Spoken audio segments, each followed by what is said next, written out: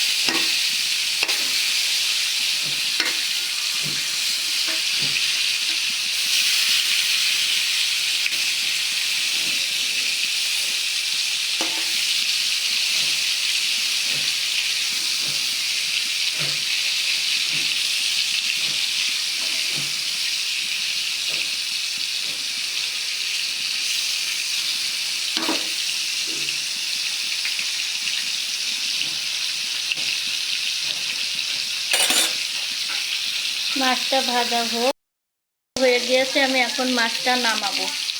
মাছটা নামিয়ে নিলাম। এখন আমি এই কড়াইটা দেব।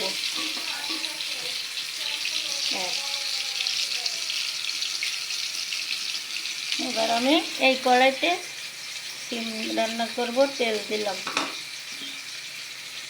তারপর দেবো পেঁয়াজ কাঁচামরিচ কুচি।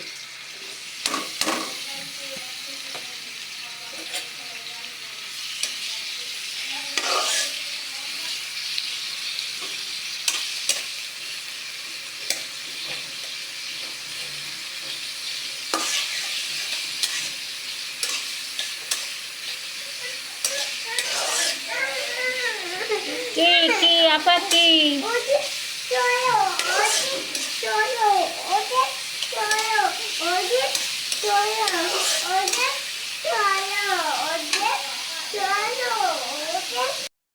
আমার পেঁয়াজটা ভাজা হয়ে গিয়েছে, আমি এতে দেবো এখন আদা রসুন। আদা রসুনটা দিয়ে দিলাম। আদা রসুনটা দিয়ে দিলাম। আদা রসুনটা ভালো করে কষাবো। তারপর দেবো লবণ, পরিমাণ মতন লবণ দিলাম। তারপর দেবো হলুদ পরিমাণ মতন দিলাম।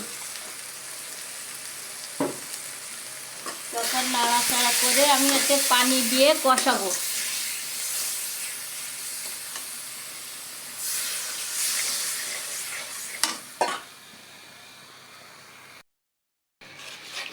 হ্যালো, এই যে মশলাটা কষুক, আমার হলুদটা কি বেশি হয়ে গেল। মশলাটা কষুক, পানি দিছি, মশলাটা কষুক। হ্যালো গাইস, এই যে আমার মশলাটা কষানো হয়ে গেছে, আমি এতে দেবো এখন শিম। আপনারা বলবেন যে ডেলি শিম খাই না, 2-3 দিন পরে আজকে একটু খাইলাম শিম। শিম, বেগুন, আলু একসাথে সবজি।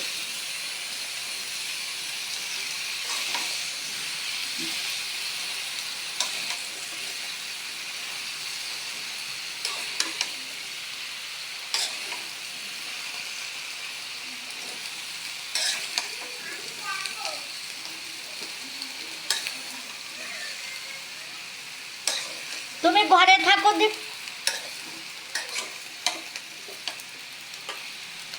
শিমটা ভালো করে কষতে আমি এখন ঢাকনা দিয়ে এটারে ঢেকে দেবো।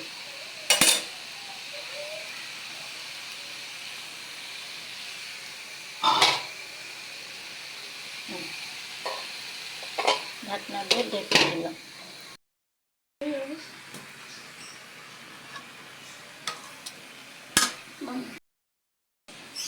হ্যালো গাইস, এই যে আমার তরকারিটা কষানো হয়ে গিয়েছে। আমি এতে এখন পানিটা দিয়ে দেবো, গরম পানিটা। আর চুলায় দিয়েছিলাম, গরম পানিটা দিয়ে দেবো।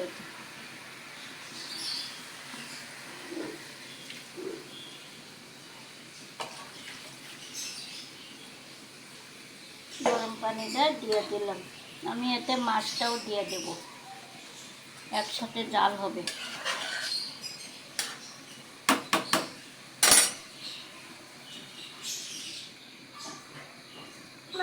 এই যে ভাজা মাছটাও দিয়ে দেব। একসাথে তরকারি মাছ একসাথে জাল হবে।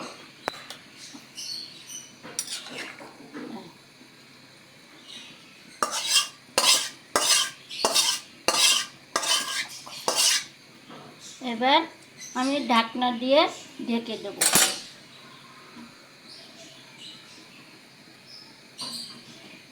ঢাকনা দিয়ে ঢেকে দিলাম। হ্যালো গাইস, এই যে আমার তরকারিটা কষানো হয়ে গিয়েছে। আমি এতে এখন পানিটা দিয়ে দেবো, গরম পানিটা। আর চুলায় দিয়েছিলাম, গরম পানিটা দিয়ে দেবো।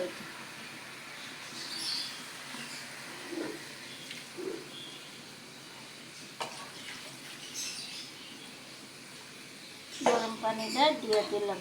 আমি এতে মাছটাও দিয়ে দেব, একসাথে জাল হবে।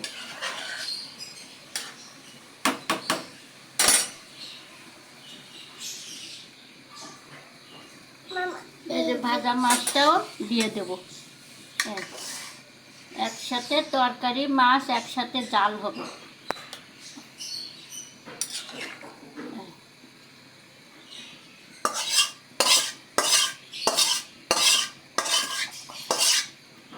এবার আমি ঢাকনা দিয়ে ঢেকে দেব।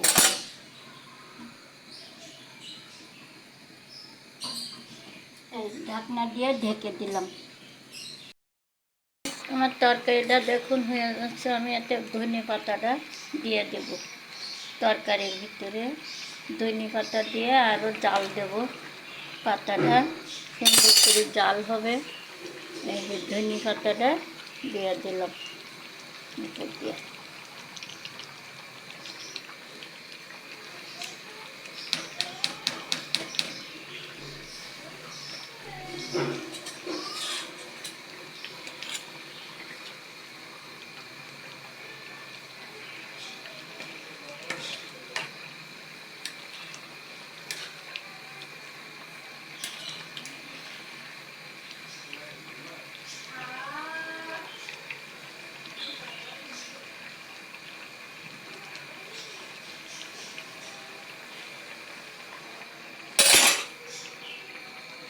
আমি ঢাকনা দিয়ে ঢেকে দেবো।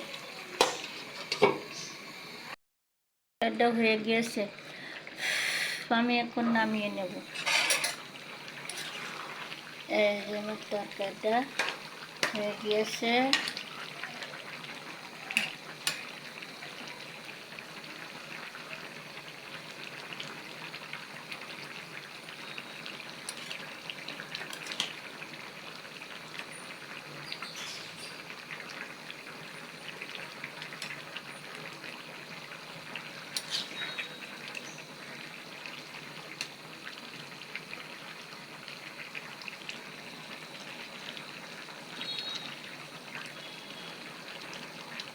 আমার তরকারিটা হয়ে গিয়েছে, তা এখন নামিয়ে নেব। তা আমার রেসিপি যদি আপনাদের কাছে ভালো লেগে থাকে তা লাইক ও কমেন্ট সাবস্ক্রাইব করে জানাবেন।